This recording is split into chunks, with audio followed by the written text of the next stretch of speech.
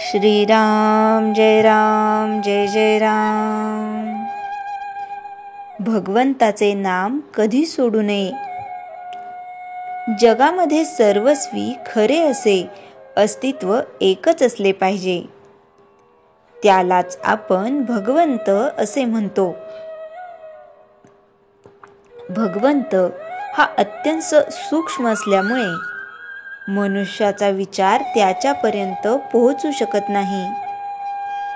मानवी विचार हा शब्दमय आहे, म्हणून विचाराच्या भूमिकेवर उभे राहून भगवंताची कल्पना करायला शब्द हेच साधन आहे। याला नाम असे संत म्हणतात। ज्या अंतःकरणात नाम आहे, म्हणजे ज्या अंतःकरणामध्ये भगवंताबद्दल प्रेम, आस्तिक्य बुद्धी, भाव, श्रद्धा आहे, तिथे भगवंत विशेष प्रकट झालेला दिसून येतो। भगवंताबद्दल आस्तिक्य बुद्धी असणे म्हणजे स्वतःबद्दल नास्तिक्य बुद्धी असणे होय।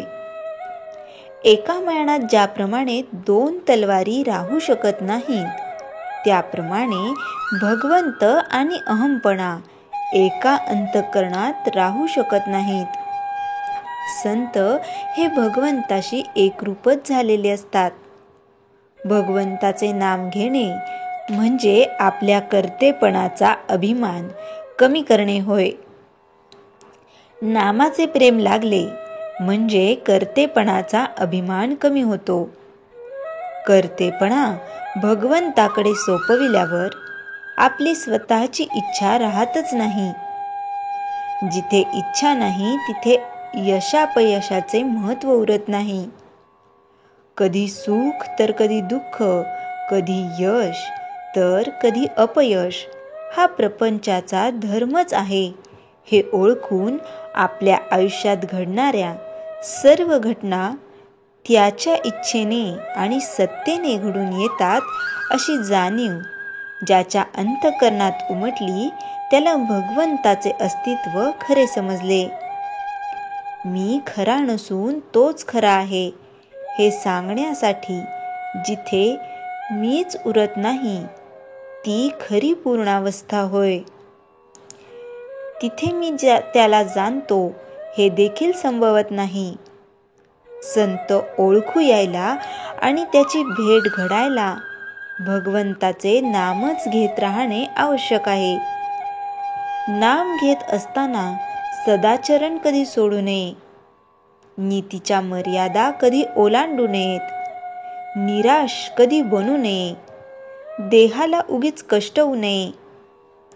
पण काही झाले तरी भगवंताचे नाम कधी सोडू नये। कर्तव्याचे फळ प्रारब्धाधीन असल्याने जे फळ मिळेल त्यात समाधान मानावे, किंबहुना भगवंताच्या सत्तेने सर्व सूत्रे हलतात, म्हणून प्रारब्ध देखील त्याच्या नजरेखाली काम करते। नाम घेणे म्हणजे सर्वस्व देणेच होय। मोठा अधिकारी आपल्या सहीचा शिक्का करतो, तो ज्याच्या हातामध्ये असतो तो मनुष्य त्या शिक्क्याने साहेबा इतकेच काम करून घेऊ शकतो। हे जसे व्यवहारामध्ये आहे, अगदी तसेच भगवंताच्या बाबतीतही आहे। जे काम प्रत्यक्ष भगवंत करतो, तेच काम त्याचे नाम करीत असते। श्रीराम जय जय राम। चैतन्यवाणी। भगवंताचे प्रेम एकदा चिकटले की त्याच्या आड दुसरे काही येत नाही। श्रीराम जय जय राम। जयाच्या जनी जन्मनामार्थ झाला, जयाने सदा वासनामात केला। जयाच्या मुखी सर्वदा नाम कीर्ती, नमस्कार तया ब्रह्मचैतन्य मूर्ती। श्रीराम जय जय राम।